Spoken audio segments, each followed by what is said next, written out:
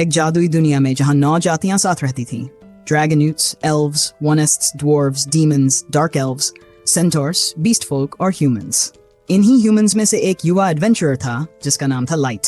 अपने परिवार को बेहतर जिंदगी देने की चाह में लाइट ने अपने गृहनगर को अलविदा कहा और निकल पड़ा ताकत और दौलत की तलाश में। एक बड़े शहर में पहुंचने के बाद लाइट भीड़ में धक्के खाता हुआ आगे बढ़ता है, लेकिन उसका हौसला नहीं टूटता। वो लगातार एडवेंचर्स गिल्ड ढूंढता रहता है। आखिरकार जब उसे गिल्ड मिलती है, वो अंदर जाकर खुद का परिचय देता है। रिसेप्शनिस्ट मुस्कुराते हुए पूछती है, क्या तुम नए एडवेंचरर के तौर पर रजिस्टर करना चाहते हो? लाइट सिर हिलाता है। वो समझाती है कि उसे सबसे निचले लेवल से शुरू करना होगा, एफ रैंक से। फिर पूछती है, क्या तुम्हारे पास कोई खास एबिलिटी है? लाइट गर्व से कहता है, हाँ, मेरे पास अनलिमिटेड गाचा एबिलिटी है।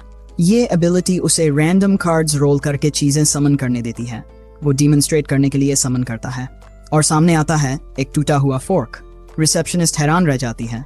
लाइट शर्मिंदा होकर कहता है कि सिल्वरवेयर ही नहीं, वो और भी चीजें समन कर सकता है। लेकिन जब वो दोबारा कोशिश करता है, उसे सिर्फ सड़े हुए स्नैक्स मिलते हैं। लाइट निराश हो जाता है। किस्मत ने उसे सबसे बुरे वक्त पर धोखा दे दिया था। रिसेप्शनिस्ट मुस्कुराकर कहती है, तुम सच में एफ रैंक के लायक हो। अपना एडवेंचरर कार्ड लेने के बाद लाइट कुछ क्वेस्ट्स मांगता है। वो बताती है कि गिल्ड के जॉब बोर्ड पर देखना होगा। लेकिन जब लाइट झिझकता है तो रिसेप्शनिस्ट समझ जाती है कि वो पढ़ नहीं सकता। उसे दया आती है और वो खुद ही उसे जॉब पोस्ट पढ़कर सुनाती है। लाइट उत्साहित होकर कुछ उबाऊ लेकिन सच्चे काम स्वीकार करता है, असली पैसे कमाने के लिए। दिन भर मेहनत करने के बाद वो काफी पैसे कमा लेता है ताकि एक कमरा किराए पर ले सके। लेकिन तभी कुछ बीस्ट फोल्क गुंडे उसे गिरा देते हैं और उसकी पिटाई शुरू कर देते हैं। उनका लीडर लाइट के पैसे उठा लेता है। लाइट उनसे रहम की भीख मांगता है, लेकिन वो बेरहम वुल्फमैन मुस्कुराता है और एक जोरदार अपरकट मारता है। लाइट जमीन पर गिर जाता है। वुल्फमैन कहता है, छोटे चेंज के लिए भीख मांग रहा है, और हंसते हुए अपनी गैंग के साथ चला जाता है। भीड़ उसे देखकर भी अनदेखा कर देती है। तब एक दयालु एल्फ उसके पास आती है और उसे उठाती है। लाइट हैरान रह गया जब उसने देखा कि उसके चारों ओर कई एडवेंचरर्स खड़े थे। डर के मारे वो पीछे हट गया, लेकिन जब एल्फ ने उसकी हालत देखी तो उसने उसे गले लगाकर शांत किया। राह चलते लोग उन दोनों पर हंस रहे थे, मगर एल्फ को कोई परवाह नहीं थी। लाइट हैरान था कि इतनी खूबसूरत एल्फ ने उसके लिए अपने कपड़े तक गंदे कर लिए। उसने लाइट को सहारा देकर खड़ा किया। फिर एडवेंचरर्स ने खुद का परिचय दिया। वे थे कॉन्कॉर्ड ऑफ ट्राइब्स नामक समूह के सदस्य। एक बीस्टमैन जिसका नाम जेरू था, उसने समझाया कि उनके समूह में 9 जातियों के प्रतिनिधि हैं। एल्फ ने अपना नाम साशा बताया और बाकी साथियों से लाइट को मिलवाया। ड्रैगो, ऑबरो, नैनो, सियोन और संतोर। इन 8 जातियों को मिलाकर कॉन्कॉर्ड बस एक आखिरी सदस्य की तलाश में था, ह्यूमन जाति का। लाइट को पता चलता है कि वे एकता का प्रतीक बनने के लिए मानव साथी खोज रहे हैं। जब जेरू ने हाथ बढ़ाकर लाइट को आमंत्रित किया तो लाइट दंग रह गया कि कोई उससे मदद चाहता है, लेकिन फिर वो मुस्कुराकर उसका निमंत्रण स्वीकार कर लेता है। कुछ ही समय बाद लाइट अपने नए साथियों के साथ एक गुफा के डंजन अबिस की खोज पर निकलता है। जैसे ही वे भीतर बढ़ते हैं, एक विशाल वर्म बीस्ट उन पर हमला करने के लिए चपड़ता है, लेकिन जेरू एक ही वार में उसे चीर देता है। तभी एक और वर्म पीछे से लाइट पर झपटता है, लेकिन साशा अपनी बो से उसे गिरा देती है। वो लाइट को डांटती है, इतने लापरवाह मत बनो, ये दुनिया का सबसे खतरनाक डंजन है। यहाँ एक छोटी सी गलती भी तुम्हारी मौत बन सकती है। फिर वो बैठकर उसके जख्मों पर पट्टी बांधती है। बाकी सदस्य साशा को चिढ़ाने लगते हैं, अरे ये तो लाइट की मम्मी बन गई है। साशा का चेहरा टमाटर जैसा लाल हो जाता है और वो चैंप कर कहती है, मैं बस एक साथी की मदद कर रही हूँ और कुछ नहीं। लेकिन उसकी सफाई पर किसी को यकीन नहीं होता और सब हंस पड़ते हैं। तभी ड्रैगो आगे आता है और माहौल हल्का करते हुए कहता है, लाइट, तुम्हारा टी वाकई बेहतरीन है, तुम्हारे बिना टीम अधूरी लगती है। ड्रैगो की बात सुनकर लाइट फिर से मुस्कुरा उठता है। नया जोश लेकर सब डंजन के और गहराई में उतरते हैं। लेकिन कुछ देर बाद जब वे एक बंद गली में पहुंचते हैं, ड्रैगो सबको रोक देता है।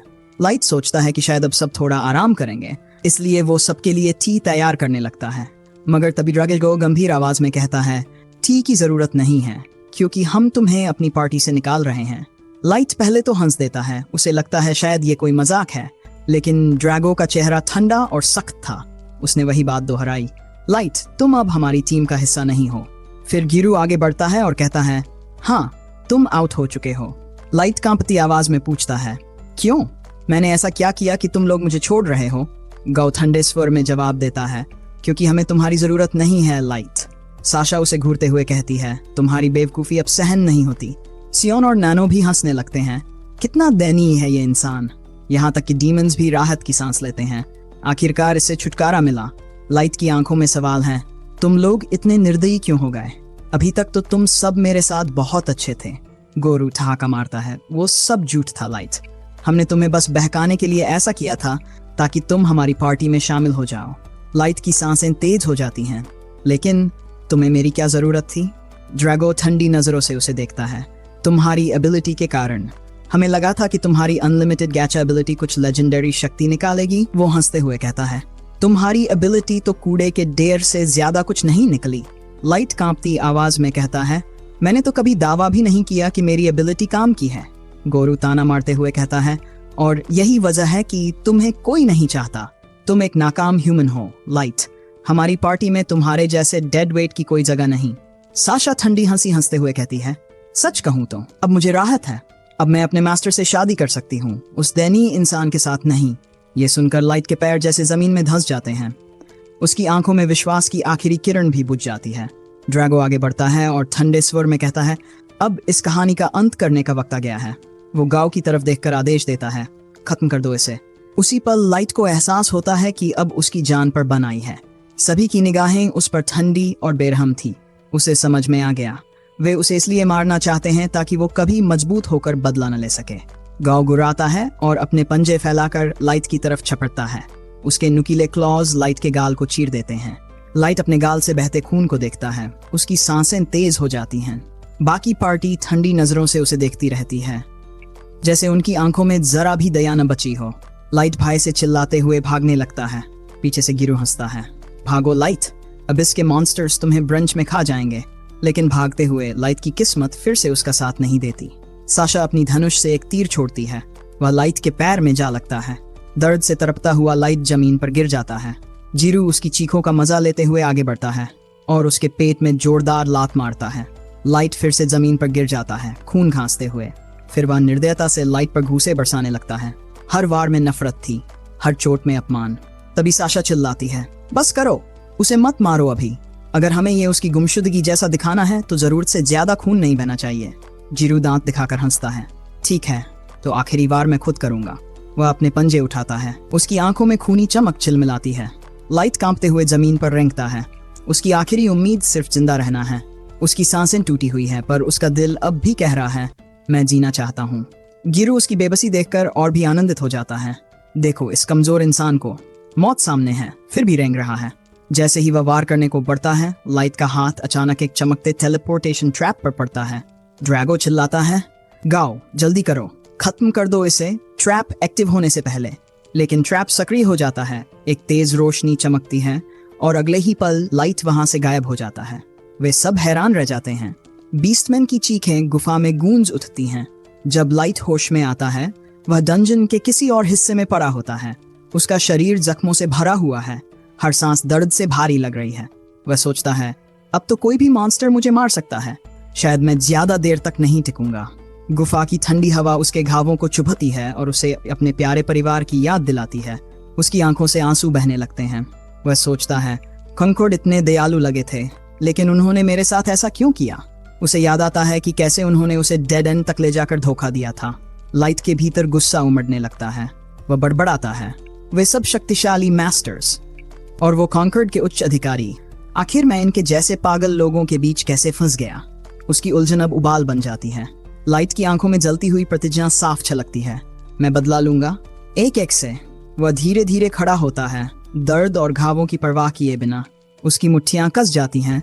वह कसम खा चुका है कि इन सबको खत्म करेगा, लेकिन तभी उसे अपने पीछे किसी की ठंडी निगाह महसूस होती है। वह मुड़ता है और उसके सामने खड़ा है एक लेवल एक ऑर्थस बीस्ट। लाइट दंग रह जाता है, ऐसा टूटा हुआ मॉन्स्टर यहाँ कैसे? तभी उसे एहसास होता है, शायद टेलीपोर्टेशन ट्रैप ने मुझे अबिस के सबसे गहरे स्तर पर भेज दिया है। जैसे जैसे ऑर्थस उसकी ओर बढ़ता है, लाइट के मन में बस एक ही विचार आता है, मुझे बचना होगा।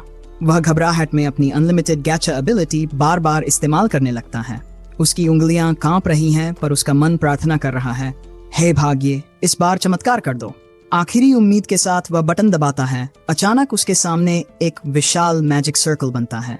लाइट की आंखें चौड़ी हो जाती हैं। गाचा डिवाइस से एक प्रचंड ऊर्जा निकलती है। वह शक्ति इतनी तीव्र थी कि हवा कांप उठी और उस रोशनी से प्रकट होती है एक प्राचीन फेरी। वह लाइट को पहचानते हुए कहती है, आप मेरे मास्टर हैं। और अगले ही पल वो राक्षस पर टूट पड़ती है और मॉन्स्टर को ऐसे टुकड़ों में काट डालती है जैसे कोई प्याज काट रहा हो। राक्षस के चिथड़े हवा में बिखरते हैं और फेरी धीरे से जमीन पर उतरती है। लाइट की आंखों के सामने वो एक हल्के हाथ के इशारे से पूरा मलबा गायब कर देती है। परी लाइट की तरफ चलकर आती है और विनम्रता से उसके सामने घुटनों पर बैठ जाती है। फिर अपने जादू से उसके सारे जख्म भर देती है। वो लाइट से माफी मांगती है कि बिना उसकी इजाजत के उसे ठीक कर दिया, क्योंकि वो उसे घायल हालत में नहीं देख सकती थी। लाइट अपना परिचय देता है और खुद को यकीन नहीं होता कि उसने दुनिया की सबसे ताकतवर परी को पा लिया है।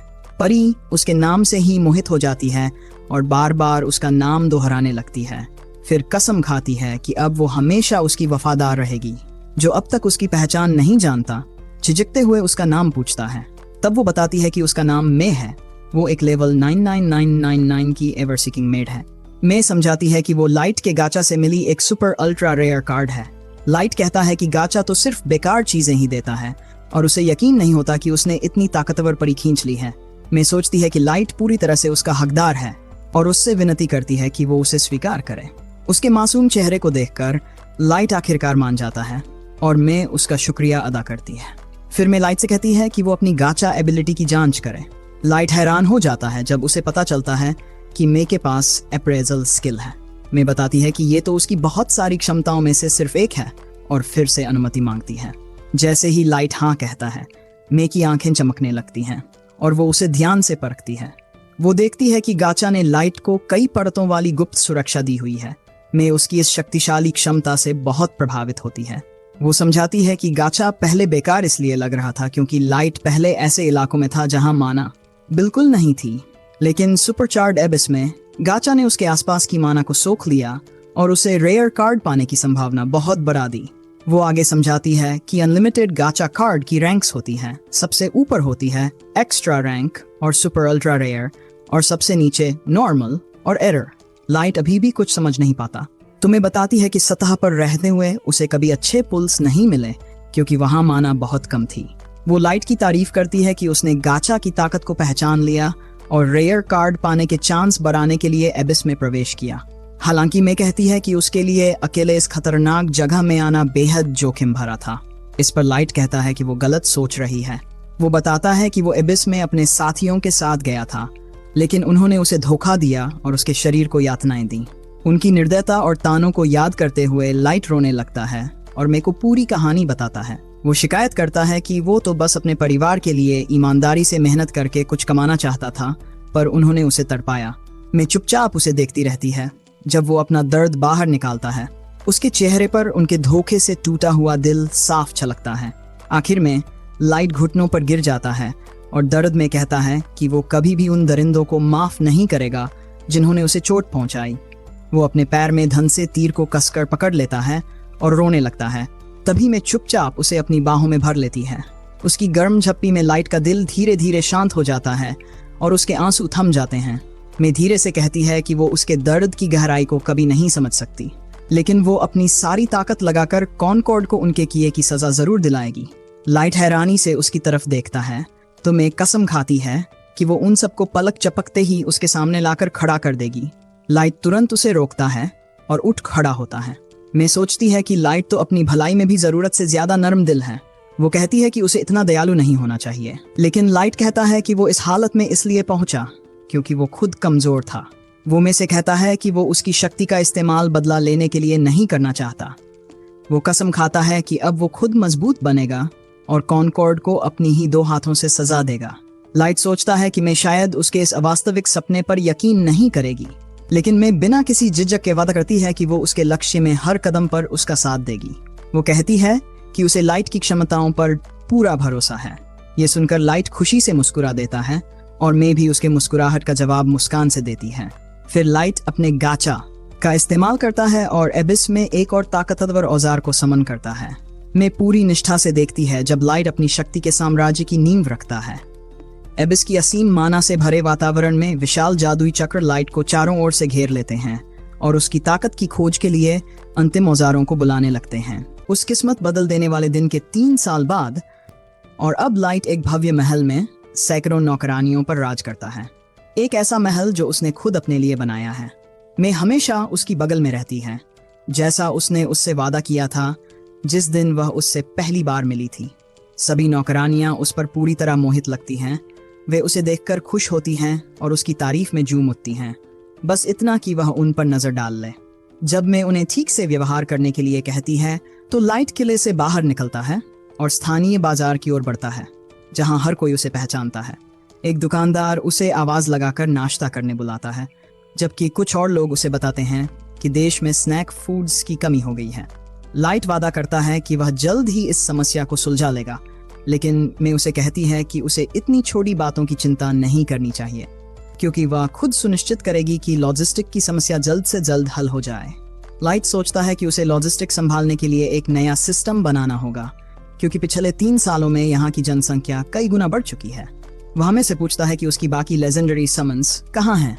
मैं जवाब देती है कि यूकी, जो एक बीस्ट टेमर है, वह इस समय डंगोन के पास वाले इलाके का नक्शा तैयार कर रही है और जंगलों की निगरानी कर रही है कि कहीं कोई परेशानी तो नहीं। लाइट उन राक्षसों के बारे में सोचता है जो जंगलों में घूमते रहते हैं, लेकिन उसे पता है कि वे एक जीनियस बीस्ट टेमर जैसे यूकी के लिए कोई खतरा नहीं है। मैं आगे बताती है कि एली, जो एक मेज है, वह उसके महान प्लान के मुताबिक एक खास जादू बनाने में लगी हुई है। लाइट सोचता है कि क्या एली यह सब संभाल पाएगी, क्योंकि जिन जादुई मंत्रों को बनाने के लिए उसने कहा था उनमें बहुत सारी जटिलताएं हैं। लाइट फिर पूछता है नाज के बारे में, जो एक वैम्पायर नाइट है। नज़दीकी लड़ाई में तो बेहद माहिर है, लेकिन बाकी चीज़ों में थोड़ी सी बेवकूफ़ है। मैं जवाब देती है कि उसने नाज को किले के मैदान की गश्त करने का काम दिया है, ताकि वह अपनी खाली दिमाग का इस्तेमाल न करे और खुद को किसी मुसीबत में न डाले। लाइट को उससे कोई परेशानी नहीं होती, बल्कि उसे लगता है कि उसकी मौजूदगी से किले का माहौल और मज़ेदार हो जाता है। कुछ ही देर में वे दोनों वापस किले में लौट आते हैं, जहां लाइट को बुलाता है जैक, जो उसकी 4 लेजेंडरी समन्स में से आखिरी हैं। जैक पूछता है कि क्या लाइट ट्रेनिंग के लिए तैयार है। मैं थोड़ा नाराज होकर जैक से कहती है कि उसे लाइट को मास्टर कहकर संबोधित करना चाहिए, लेकिन जैक एक सच्चा सिग्मा है जिसे इस तरह की फेमिनिस्ट बातों पर विश्वास नहीं है, इसलिए वह उसे पूरी तरह अनदेखा कर देता है। लाइट में से कहता है कि कोई बात नहीं, क्योंकि वह जैक को अपने बड़े भाई जैसा मानता है। फिर वह में से कहता है कि वह अब जैक के साथ ट्रेनिंग सेशन पर जाएगा। ट्रेनिंग ग्राउंड के अंदर दोनों स्पार करने के लिए तैयार हो जाते हैं।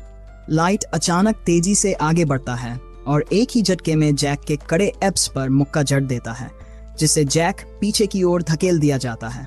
जैक लाइट की शक्ति से खुश होता है और कहता है कि अगर कोई सामान्य एडवेंचर इस तरह का पंच खाता तो उसकी वहीं मौत हो जाती, लेकिन वह तो टैंक की तरह बना है और पागलपन की हद तक डैमेज झेल सकता है। दोनों एक बार फिर जमीन के बीचों बीच मिलते हैं, उनके मुक्के आपस में टकराते हैं और फिर दोनों पीछे हट जाते हैं। लाइट तुरंत लगातार हमलों की बारिश करता है, जिन्हें जैक बड़ी आसानी से डॉज कर देता है। इसी बीच नाज अब भी गलियारों में गश्त कर रही होती है, अपने खाली से सिर को हिलाते हुए। जब कुछ और नौकरानियां उससे मिलती हैं, वे उससे मीठी बातें करने लगती हैं और कहती हैं कि वे सब बहुत सुरक्षित महसूस करती हैं, क्योंकि नाज हमेशा गश्त पर रहती है और यह सुनिश्चित करती है कि कहीं कोई खतरा तो नहीं मंडरा रहा। नाज ये सुनकर बहुत खुश हो जाती है, ठीक वैसा ही जैसा वे नौकरानियां चाहती थीं। वे सोचती हैं कि अब उससे मजाक किया जाए, इसलिए वे सुझाव देती हैं कि नाज को जाकर यह भी चेक करना चाहिए कि लाइट का बेडरूम पूरी तरह सुरक्षित है या नहीं और वहाँ सब कुछ ठीक ठाक है या नहीं। नाज को यह बहुत बढ़िया आइडिया लगता है और वह तुरंत बेडरूम की ओर निकल पड़ती है, लेकिन जैसे ही वह दरवाज़ा खोलने की कोशिश करती है, मैं अंदर से बाहर आती है। नाज पूछती है कि मैं लाइट के बेडरूम में क्या कर रही थी, जबकि इस वक्त तो वह ट्रेनिंग पर होना चाहिए। मे का चेहरा तुरंत लाल पड़ जाता है और वह जल्दी से कहती है कि वह तो बस उसका कमरा साफ करने आई थी जब वह बाहर गया हुआ था। नाज कहती है कि उसे कमरे की सुरक्षा जांच करनी चाहिए कि कहीं कुछ गड़बड़ तो नहीं, लेकिन इससे पहले कि मैं उसे कुछ कह पाती, नाज कमरे के अंदर चली जाती है और देखती है कि बिस्तर पूरी तरह अस्त व्यस्त है। वह भोलेपन से कहती है कि ऐसा लग रहा है जैसे कोई बिस्तर पर लेटकर तकिए सूंघ रहा था या लुढ़क रहा था, और वह में से पूछती है कि क्या उसने जानबूझकर इसे ऐसा बनाया है। मैं तुरंत अपनी चालाकी दिखाती है और आत्मविश्वास से कहती है कि यह उसका खास बेड बनाने का तरीका है। नाज ये सुनकर बहुत प्रभावित होती है और पूछती है कि क्या वह भी ये तरीका सीख सकती है। लेकिन मे मना कर देती है, ये कहकर कि ये उसका स्पेशल सीक्रेट है जिसे वह अभी किसी को नहीं बता सकती। इतना कहने के बाद नाज को याद आता है कि बाकी नौकरानियों ने उसे मे को एक संदेश देने के लिए भी कहा था। वह एक परचमेंट कागज निकालती है और मे को देती है।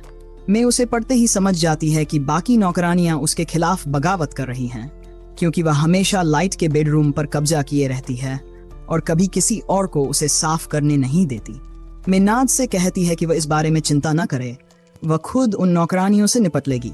वह नाज को कुछ अतिरिक्त पैसे भी देती है ताकि वह अपना मुंह बंद रखे। नाज खुशी खुशी पैसे लेती है और मुस्कुराते हुए वहां से चली जाती है। वह सीधे बाजार की तरफ निकल पड़ती है और वहां जाकर अलग अलग खाने की चीजें देखने लगती है जो वो उन पैसों से खरीद सकती है। लेकिन आखिरकार वह तय करती है कि वो नरम और फूले हुए पैनकेक्स के साथ ताजा दूध पिएगी। ये सोचकर वह खुश मन से वापस महल की ओर चल पड़ती है, जहां पहुंचकर वह देखती है कि यूकी बालकनी के ऊपर बैठी है।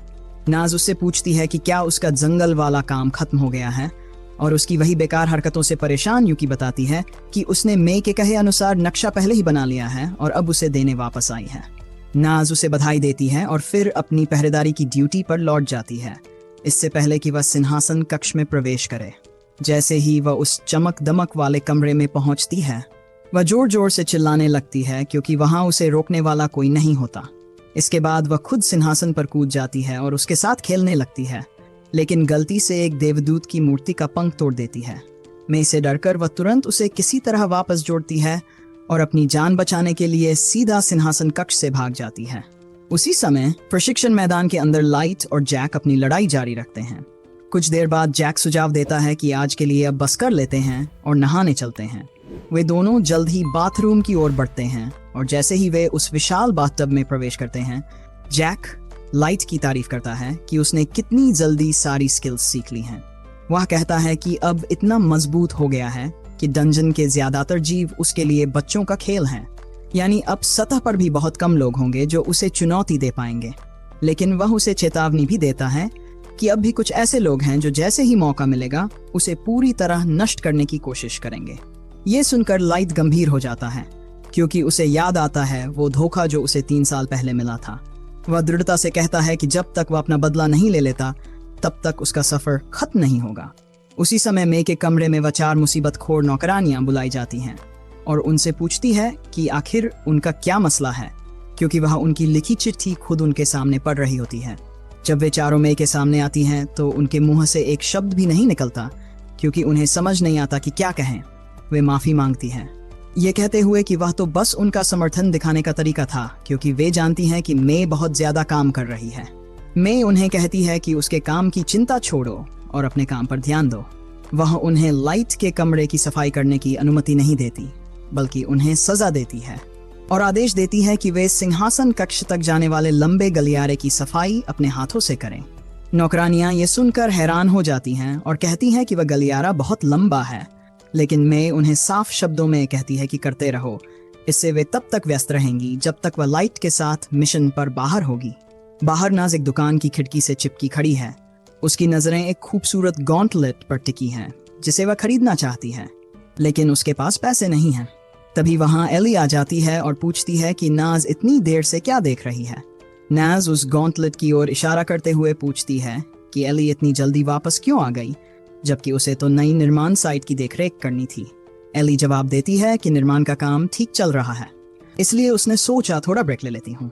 दोनों जल्दी ही इस बात पर बहस करने लगती हैं कि लाइट के ज्यादा करीब कौन है और उसके लिए ज्यादा अहम कौन है। एली नाज से कहती है कि वह लाइट की बनाई जा रही बदले की योजना में सीधे तौर पर शामिल है। उसके विपरीत एली ये भी दावा करती है कि हाल ही में उसने लाइट के साथ एक बेहद प्यारी शाम बिताई थी, जहां दोनों ने साथ में चाय पी और अपनी प्रगति पर चर्चा की। और वह कहती है कि अगली बार जब वे मिलेंगे तो वह एक प्राइवेट डिनर सेट करेगी। नाज कहती है कि वह भी मास्टर के साथ चाय पीना चाहती है और फिर एली से बताती है कि वह क्लोज क्वार्टर कॉम्बैट में माहिर है, तो अगर कभी उसे मदद की जरूरत पड़े तो वह उसे ढूंढ सकती है। एली मुस्कुराकर कहती है कि वह जरूर किसी दिन उस ऑफर का फायदा उठाएगी और इसके साथ ही नाज वापस अपने बिना दिमाग वाले काम में लग जाती है। उधर किले में चारों नौकरानियां फिर से मे के खिलाफ साजिश रचने में लगी होती हैं। वे कहती हैं कि मे भी किसी गुस्सैल छोटे मूंछों वाले जर्मन आदमी से कम नहीं है और सोचती हैं कि क्या उन्हें उसके पीछे से जाकर लाइट को उसकी शिकायत करनी चाहिए। लेकिन फिर वे अपना इरादा बदल देती हैं क्योंकि उनमें से कोई भी मे के गुस्से का सामना नहीं करना चाहती।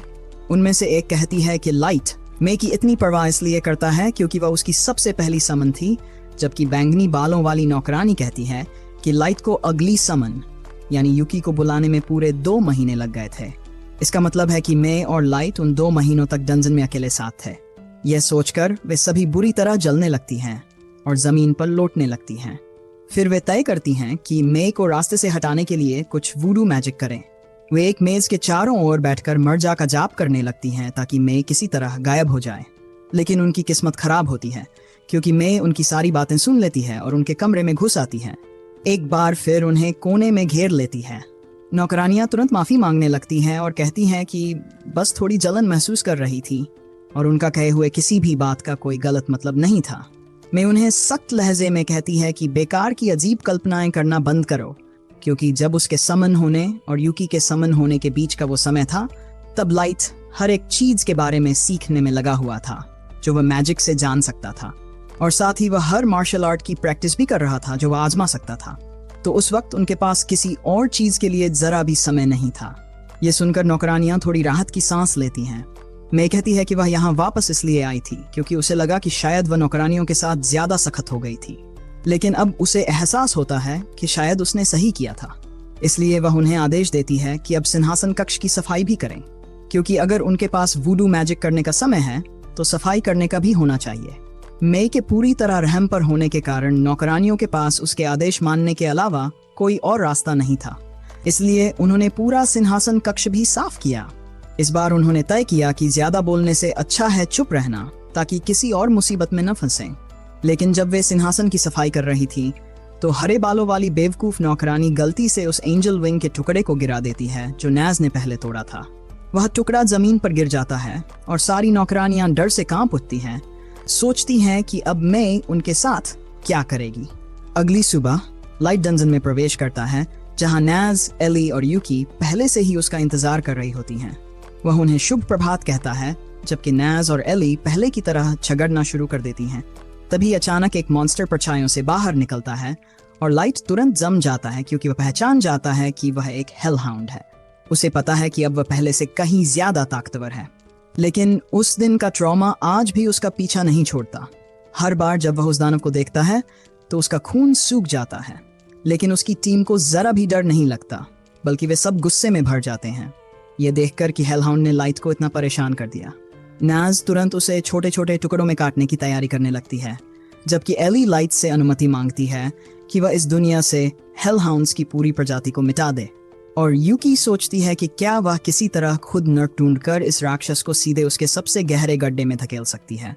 उनकी सिर्फ मौजूदगी से निकलने वाली ऑरा ही उस मॉन्स्टर को डर से सिसकते हुए पीछे हटने पर मजबूर कर देती है, क्योंकि अब उसे एहसास हो जाता है कि वह किस हद तक उनके सामने कमजोर है।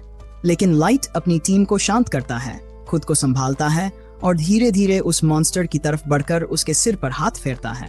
उसे अच्छी तरह पता है कि अगर उसने मजाक में भी अपनी टीम को आदेश दे दिया तो उसकी ये लेजेंडरी समन्स सच में पूरी हेलहाउंड प्रजाति को इस दुनिया से मिटा देंगी। फिर वह उनकी ओर मुड़कर कहता है कि अब उन्हें सतह की ओर बढ़ना होगा, क्योंकि आज वे अपने बदले की योजना की शुरुआत करने वाले हैं।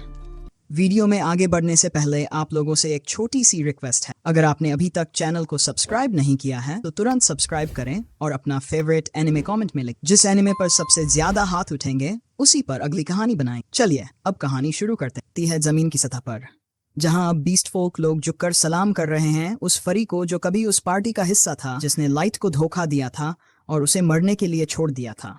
अब वो किसी स्थानीय सेलिब्रिटी की तरह मशहूर हो चुका है।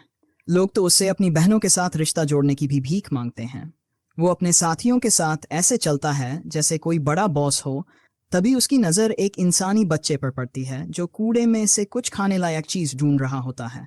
लेकिन वो फरी बहुत बड़ा रेसिस्ट है और बिना किसी वजह के बच्चे को लात मारकर भगा देता है, कहते हुए कि अगर अपनी जान प्यारी है तो इस इलाके में फिर कभी नजर मत आना। बाकी बीस्ट फोल्क उस पर तालियां बजाते हैं जैसे कोई बेवकूफों की टोली हो। लेकिन जैसे ही वो टैवर्न में दाखिल होता है सन्नाटा छा जाता है। वो सबसे बढ़िया सीट चुनता है और अपने साथियों से कहता है कि जितना चाहो उतना खाना पीना मंगाओ, क्योंकि उसने हाल ही में काफी मोटा पैसा कमाया है और उसे खर्च करना होगा, इससे पहले कि IRS उस पर छापा मारे। बाहर इंसान भूखे मर रहे हैं, लेकिन ये फर्रीज बड़े ट्रे में मांस के सींग कबाब मंगवाते हैं। सब उसकी तारीफ करते हैं कि वो बीस्ट फोल्क का आदर्श बन चुका है, जबकि वो खुद तो झुग्गियों में पैदा हुआ था और गटर से निकलकर इतना ऊपर पहुंचा कि अब सब उसकी तरह बनना चाहते हैं। वो शान से कहता है कि उसके जैसा बनना इतना आसान नहीं है, क्योंकि उसने लोगों को मनाने की कला में महारत हासिल कर ली है। और चूंकि बीस्ट फोल्क स्वभाव से ही किसी का अनुसरण करने वाले होते हैं, उसे बस उस आदत का सही फायदा उठाना है और फिर वो किसी राजा की तरह जिंदगी जी सकता है। वो कहता है कि सबसे ज़रूरी बात यह है कि कामों को बांटना और तय करना कि कौन सा काम ज़्यादा मुनाफे वाला है और कौन सा काम ज़्यादा मेहनत मांगता है, लेकिन पैसे और ताकत दोनों में कम देता है। तभी एक बेवकूफ़ फर्री उससे पूछता है कि क्या 3 साल पहले कॉन्कॉर्ड ऑफ 12 पार्टी के साथ किया गया काम मुनाफे वाला था। दूसरा फर्री उसे सवाल पूछने के लिए डांटता है और फिर वो वुल्फ बीस्ट कहता है कि अफसोस, जिस फेडरेशन ने उन्हें काम पर रखा था उसने उन्हें गुप्त रहने की कसम खिलाई थी, इसलिए वो उसके बारे में कोई जानकारी नहीं दे सकता। उसे याद आता है कि वो उसके जीवन का सबसे आरामदायक और सबसे ज्यादा पैसा देने वाला काम था, क्योंकि उसे बस एक बेकार, कमजोर और नाकाम इंसानी बच्चे को मारना था। और अब वो अमीर और मशहूर है, लेकिन उसे ये बात अब भी परेशान करती है कि वो कभी ये नहीं जान सका कि वो पोर्टल आखिर कहाँ ले गया था। हालांकि उसे पूरा यकीन है कि लाइट के बचने की जरा सी भी संभावना नहीं थी। वो सोचता है कि आखिर ये मेस्ट्रो क्या चीज थी जिसे फेडरेशन इतनी बेताबी से ढूंढ रही थी, लेकिन तभी उसकी रीढ़ में एक सिहरन दौड़ जाती है, मानो उसे महसूस हुआ हो कि अगर वो इस बात की गहराई में गया तो उसके लिए खतरा हो सकता है। उसकी सोच तब टूटती है जब एक खूबसूरत लड़की वहां आती है, जो दरअसल मे होती है। वो बीच में आकर कहती है कि क्या वो उससे कुछ बात कर सकती है। वो पूछती है कि क्या वही ग्रो है, बीस्ट फोक्स का नेता। वो अपने गिलास से एक सिप लेता है और सिर हिलाकर हामी भरता है। तब मे उससे झूठ बोलती है कि वो मास्टर लाइट की नौकरानी थी, जो एक रईस खानदान से ताल्लुक रखता था।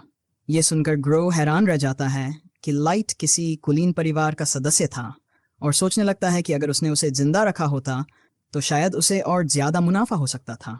मे झूठ बोलते हुए आगे कहती है कि वो पिछले 3 सालों से लाइट को ढूंढ रही है और सारी जानकारी उसे इसी देश तक लाई है जहां लाइट को आखिरी बार एक नई पार्टी के साथ देखा गया था।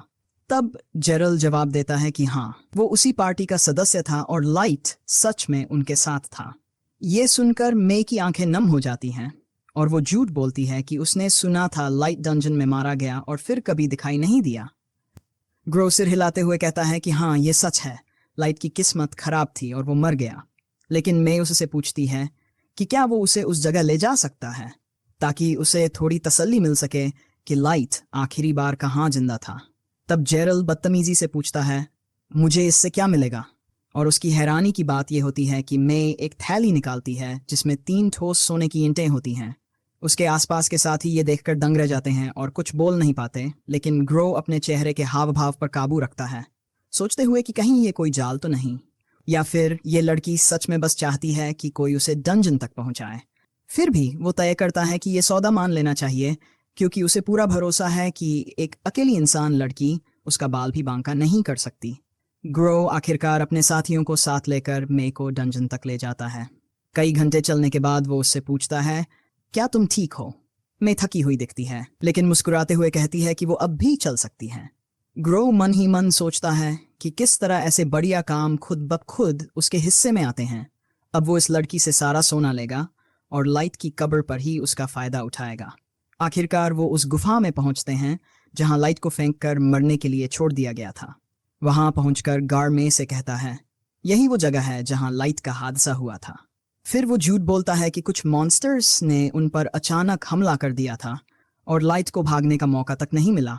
वो टुकड़ों में काटा गया और फिर एक टेलीपोर्ट ट्रैप में फंस गया, जिसके बाद वो कभी दिखाई नहीं दिया। ये सुनकर मे घुटनों पर गिर जाती है और रोने लगती है, जबकि गार्ड मन ही मन सोचता है कि इंसान कितने घटिया और कमजोर होते हैं, जो ये तक महसूस नहीं कर पाते कि खतरा उनके सामने खड़ा है। उसके साथी धीरे धीरे अपनी जगह लेते हैं, एकमात्र रास्ते को बंद करते हुए, जबकि गार्ड बेशर्मी से झूठ बोलता रहता है कि उसने लाइट को बचाने की बहुत कोशिश की, लेकिन वो कुछ नहीं कर सका। ठीक उसी वक्त जब वो हमला करने की तैयारी कर रहा था, तभी मे की आवाज अचानक बदल जाती है वो कहती है कि सिर्फ इस धरती सबसे घटिया और घृणित जीव ही किसी नेकदिल इंसान जैसे लाइट को धोखा दे सकते हैं, उसे इस गंदी डंजन में फंसा सकते हैं और फिर उसकी पीठ में छुरा घोंप सकते हैं। वो चारों ओर देखती है और सोचती है कि अगर वो थोड़ी पहले लाइट की सेवा में आई होती तो उसे कभी पार्टी से बाहर नहीं निकाला जाता, न उसके पैर में तीर मारा जाता और न ही उसे मौत के करीब तक पीटा जाता। ग्रो को तुरंत खतरे का एहसास होता है और वो पीछे कूद जाता है, सोचते हुए ये औरत आखिर सब जानती कैसे है। उसके साथी भी हैरान हैं क्योंकि उन्हें इस पूरी सच्चाई का पता ही नहीं है। लेकिन ग्रो जानता है कि जो कुछ वहां हुआ था उसके बारे में सिर्फ दो तरह के लोग जान सकते हैं, उसकी पार्टी के 12 सदस्य या फिर देश के कुछ चुनिंदा बड़े लोग। वो गुस्से में पूछता है, तुम आखिर हो कौन? किसके लिए काम कर रही हो? क्या तुम्हें किसी दुश्मन कबीले ने जासूसी के लिए भेजा है? मैं हंसकर उसे नीचा दिखाती है और कहती है, मैं सिर्फ लाइट के लिए काम करती हूँ और अब तुम उसके क्रोध का सामना करोगे। उसके शरीर से निकलती ऊर्जा इतनी जबरदस्त होती है कि ग्रो खुद डर जाता है। उसे यकीन ही नहीं होता कि वो एक इंसान से डर सकता है। वो खुद को याद दिलाता है कि ये तो बस एक घटिया इंसान है जिसे इस्तेमाल करके फेंक देना चाहिए, लेकिन फिर भी उसकी सिर्फ नज़रों से ही ग्रो के रोंगटे खड़े हो जाते हैं। उसे समझ आ जाता है कि ये मजाक नहीं है। उसकी प्रवृत्ति उसे चेतावनी दे रही होती है कि अगर वो उससे लड़ा तो उसकी मौत तय है। तभी इससे पहले कि मैं कुछ करे, अंधेरे कोने से एक जानी पहचानी आवाज़ आती है, लाइट की। वो शांत स्वर में मैं से कहता है, शांत हो जाओ, ग्रो का हिसाब मैं खुद करूँगा। ग्रो अपने कानों पर यकीन नहीं कर पाता। उसे लगता है कि वो कोई भ्रम सुन रहा है। लेकिन तभी लाइट सामने आता है, जैसे किसी पुराने दोस्त का स्वागत कर रहा हो, और मुस्कुराते हुए कहता है, 3 साल पहले जो तुमने किया था उसका हिसाब चुकाने मैं खुद आया हूँ। ग्रो की हंसी फूट पड़ती है, उसका आत्मविश्वास लौट आता है। वो कहता है, मैंने कभी नहीं सोचा था कि मैं तुम्हें फिर देखूंगा लाइट, और अब देखो, एक लेवल 15 का कमजोर इंसान मेरे जैसे लेवल 150 रेड बॉस के सामने क्या कर लेगा। वो हंसते हुए आगे कहता है, मुझे नहीं पता तुम आखिर कैसे जिंदा बच गए, लेकिन अब मैं खुद अपने हाथों से तुम्हें मारूंगा और तुम्हारी लाश सबूत के तौर पर ले जाऊंगा। लाइट एक हल्की सांस छोड़ते हुए पूछता है, क्या तुम्हें जरा भी जिज्ञासा नहीं हो रही कि मैं कौन है और वो कितनी ताकतवर है? गार्ड मुस्कुराते हुए कहता है कि उसे इस बात का कोई अंदाजा नहीं कि उसकी ये छोटी सी नौकरानी कितनी ताकतवर है, लेकिन उसे पूरा भरोसा है कि कमजोर इंसान कभी भी बीस्ट फोक जैसे उनसे मुकाबला नहीं कर सकते। वो अकड़कर कहता है कि उसके सारे साथी लेवल 130 से ऊपर हैं और वो दोनों को पल भर में कुचल देंगे। ये कहते ही वो हमला करने का आदेश देता है। उसके 2 साथी तुरंत लाइट की ओर दौड़ते हैं, उसकी जान लेने के इरादे से, लेकिन पलक झपकते ही मैं उनके सामने प्रकट होती है और अगले ही पल उनके सिर जमीन पर गिर चुके होते हैं, जबकि उनके बेजान शरीर वहीं ढह जाते हैं। मैं ठंडी आवाज में चेतावनी देती है, जो भी लाइट को धमकाने की कोशिश करेगा उसका सिर इसी तरह उड़ जाएगा। लेकिन लाइट शांत स्वर में उसे पीछे हटने को कहता है और कहता है, बस सारे रास्ते बंद कर दो, क्योंकि अब मैं भी इस मजे में हिस्सा लेना चाहता हूँ। ग्रो के साथी अपनी हिम्मत खोने लगते हैं क्योंकि जो उन्होंने अभी देखा उस पर यकीन करना मुश्किल है। लेकिन ग्रो उन्हें संभालने की कोशिश करता है और कहता है, वो बस कोई सस्ती चाल थी, कुछ खास नहीं। लाइट मुस्कुराकर पूछता है, क्या अब भी तुम्हें लगता है कि इंसान तुमसे नीच हैं? क्या तुमने कभी सोचा कि शायद इंसान ही इस दुनिया की सबसे ताकतवर जाति है? जेरल इस बात पर जोर से हंसता है, अपने लेवल की ताकत दिखाते हुए, लेकिन लाइट शांत होकर जवाब देता है, लेवल तो बस एक संख्या है, इसका असली ताकत से कोई लेना देना नहीं। गार्ड अब बहुत हो चुका सोचकर अपने सारे साथियों के साथ लाइट पर हमला करने के लिए चपटता है। लेकिन उसकी हैरानी की बात यह होती है कि लाइट एकदम स्थिर खड़ा रहता है, बिल्कुल शांत पानी की तरह, और फिर अचानक एक जबरदस्त पलटवार करता है। वो हर एक कुत्ते के वार को रोकता है और पलटकर उन्हें इतनी जोर से मारता है कि सब जमीन पर गिरकर हांफने लगते हैं। लाइट धीरे धीरे गार्ड के पास जाता है और उससे पूछता है कि क्या अब भी उसे लगता है कि इंसान कमजोर होते हैं। लेकिन ग्रो इस बेइज्जती को बर्दाश्त नहीं कर पाता। वो दर्द के बावजूद खुद को संभालता है और फिर से उछल पड़ता है, ये कहते हुए कि कोई भी इंसान उससे मुकाबला नहीं कर सकता। ये कहते ही वो अपनी जेब से एक जादुई क्रिस्टल निकालता है और जमीन पर पटक देता है। उसी पल उसके सामने उसका फैमिलियर प्रकट होता है, एक लेवल 500 का भेड़िया राक्षस। लाइट शांत स्वर में पूछता है कि बस इतना ही कर सकता है वो? लेकिन जेरल सोचता है कि लाइट डर के मारे बोल नहीं पा रहा। वो लाइट से कहता है कि अपनी जान की भीख मांगना शुरू कर दो, वरना आप बच नहीं पाओगे। लेकिन लाइट बिना हिले खड़ा रहता है और कहता है, हमला करो, मैं यहां से 1 इंच भी नहीं हिलूंगा। ग्रो गुस्से से भर जाता है और अपने जानवर को आदेश देता है कि वो ऐसा शक्तिशाली धमाका करे जो पूरी एक शहर को मिटा सके। लेकिन जैसे ही धूल का गुबार छनता है, ग्रो की आंखें फटी की फटी रह जाती हैं। उसके सामने लाइट उसी जगह खड़ा है जैसा उसने कहा था, बिना किसी खरोंच के। लाइट उसकी तरफ देखकर मजाक में कहता है, इतना बड़ा नाम दिया अपने हमले को, और हुआ क्या? बस धूल उड़ाई। ग्रो कुछ बोल नहीं पाता, जबकि उसके साथी डर के मारे कांपने लगते हैं। लाइट कहता है कि अब मेरी बारी है हमला करने की। वो अपनी जेब से एक कार्ड निकालता है, जैसे किसी युगियो खिलाड़ी की तरह। वो लेवल 9000 का अल्ट्रा रेयर कार्ड निकालता है, प्राइमल वुल्फ गॉड का, और अचानक उसके पीछे वो देवता प्रकट होता है, चमकदार और पारदर्शी रूप में, जिसे देखकर सबके होश उड़ जाते हैं। लाइट आदेश देता है कि वो वुल्फ गॉड ग्रो के फेमिलियर को खत्म कर दे, लेकिन सुपर पावरफुल धमाका करने के बजाय वो देवता बस एक हल्की सी सांस छोड़ता है। उस सांस की ताकत से ग्रो का भेड़िया क्रिस्टल में बदल जाता है और उसी पल उसके सामने चकनाचूर होकर बिखर जाता है। ग्रो वहीं खड़ा रह जाता है, बेबस और हक्का बक्का, यकीन नहीं कर पाता कि उसका लेवल 500 वाला भेड़िया मॉन्स्टर एक सेकंड में मिट्टी में मिल गया। लेकिन लाइट शांत स्वर में कहता है कि अगर वो चाहता तो उस मॉन्स्टर को खुद ही हरा सकता था। ये साबित करने के लिए वो अपना असली लेवल दिखाता है, जो निकलता है मैक्स लेवल 9999। ग्रो की आवाज़ कांपने लगती है। वो हकलाते हुए कहता है कि ये मुमकिन ही नहीं है, क्योंकि इंसानों का मैक्स लेवल तो 100 तक ही होता है, और अगर लाइट सच में वही इंसान है जो पहले था, तो अब तक वो थोड़ा बड़ा तो हो ही गया होता। तब लाइट बताता है कि वो एक एज रिंग का इस्तेमाल कर रहा है ताकि उसका शरीर बढ़ना बंद हो जाए, क्योंकि वो खुद को और उस दिन को याद रखना चाहता है जिस दिन उसे इस धरती के सबसे घटिया लोगों ने धोखा दिया था। ये सुनकर जेरल समझ जाता है कि अब उसका अंत तय है। उसके पास लाइट जैसे राक्षस को हराने का जरा भी मौका नहीं है।